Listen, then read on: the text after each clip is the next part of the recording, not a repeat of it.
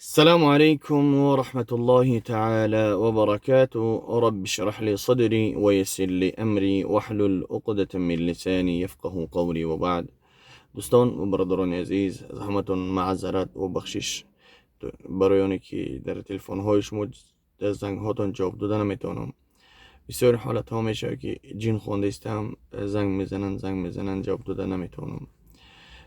بعضی حالت ها مثلا من خودم تنهایم، با شما بسیار هستین. بعضی ها زنگ میزنن اقراتم میکنن، بعضی هاش که پای قبیح هم در واتساپ هم مینویسن. یعنی باید شما منو بفهمین. من خودم توقعیم، میگم یگون برادر نیست که مثال یاردم کنه، یگون جین خون باشه گفتی که بیا یاردم کنه. بعضی هاش فایراد میکنه، میونه هر روز نیم روز میخونن، یعنی گفتی که پاکی میگریزن. من خودم توقعم نمیتونم میگم همه انسان رو هم در زبان کوشون جواب بدم، هم در سوالای اونها جواب بدم، هم گفتی که پا پرابلم زنگ میزنن، پرابلم گفتی که پا پلاشونو کیدت که برای ایرم زنگ میزنن، برای گفتی که پا طلاق نیکا، برای اینها التماس ما را زنگ نزنین، از ما پرسان نکنین. برای طلاق نیکا و دیگه کارهایی که بینتون مشکلی میشه و مسجد داره، همیجا مفتیات داره، پیش همونها باید شما برین. یعنی هر یک انسانی که در اینترنت از اونها پرسان نکنین و با واسطه واتساپ و دیگه چیزا سوالاتون نکنین، سوالی که مهم هستن، یعنی بین طلاق نیکا هستن. برین مسجد، هم شخصانی که همین کار کردن همونها براون بپرسن. جوراش نه یکی تو برا زنگ بزنی تنها بپرسم درش دیگه، نه همون شخص خودش برای چی کار رخ داده، یعنی باید دروغ نگه چی کارش دیگه، همونها باید نزد قاضی یا اینکه نزد مفتیات بروا، همونها همشه صراحتا نقل کنن چی گپ شده، باید خلاصش اونها یعنی فتواش ببرن. و بواسطه تلفن و واتساپ و بعضی هاش زنگ میزنن که یعنی یک برادرمون بیماره، نام نصبش میگم همراه بخون سوز شوه، یکی صورتش روی میکنم به صورتش قطعی بخونش کامیرچ کو کگیان. برادران عزیز، اپا و خواهرو، اکو دودرو، ای کاری ما نیسته و جینخونی کسب ما نیسته برادران عزیز. یعنی ما بعضی برادرها را میخونیم از سبب اونه که دیلمون میسوزه، بچه اکویاش هستن میوین. یعنی ما با خودمون کسب گرفتگی نیستیم که اوید ما با همین کار باشیم، یعنی قفای کار بار زندگی خودمون هم هستیم. یعنی ما نمیتونیم 24 ساعت بشینیم سال فقط جین خونی کنیم. یعنی ما رو بفهمین و با دعا باشین که خداوند جمله مسلمانانی که بیمار هستند خدا اونها را شفا بده، و شخصانی که چهره صورت میخونن، دنا مناسب میخونن، خداوند اونها را توفیق بده.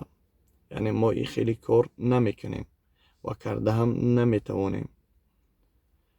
خب با دعا باشین که شخصانی که بیمار هستند، بیماری روحی و بیماری کرونا ویروس و دیگر بیماری هایی که فلج و دیگه هستند، خداوند اونها را شفای کامل عاجل عطا فرمایه. لا یرد القدر الا الدعاء. تقدیر رو یگان چی تغییر نمیته با جز آنه که دعای صالح کنیم، از الله سبحانه و تعالی طلب کنیم که الله اونها را شفای کامل عاجل عطا فرمایه. خب انشاءالله دعا این خودش یک عبادت است. الدعاء مخ العباده، الدعاء این مغز عبادت است. الله میفرماید و اذا سألك عبادی عنی فإنی قریب. هر وقتا که بندگانی من از من سؤال کنن، من با اونها قریب هستم. هر مشکلی دارین، هر پرابلمی که هست، از الله سبحانه و تعالی طلب کنین، خداوند یعنی تمام مشکلی ها را حل میکنن. خداوند میفرماید که من با شما از رگ گردن که قریب هستم و نحن اقرب الیه من حبل الورید. و با شما از رگ گردنی که با شما نزدیکتر است، از اون که من قریب هستم. هر اون چیزی که میخوای از من طلب کن. اجیب دعوت الداعی اذا دعان. اجابت میگردانم دعای اونها رو که هر وقت که از من طلب کنن. با مخاطر هر آن چیزی که میخواهین یعنی دست به دعا کنین، خداوند شفای کامل عاجل تان عطا فرمایه.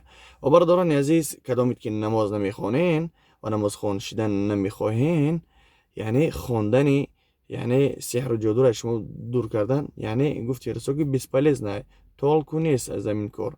با هم خود پیش از آنی که پیش یگان برادر میرین که بخوانتون، اول شما از الله طلب کنین، نمازاتون بخوانین، دست به دعا کنین که الله شفا بدهتون. یعنی ما دست مو هیچی نمیویه و جز آنی که الله شفاتون نده.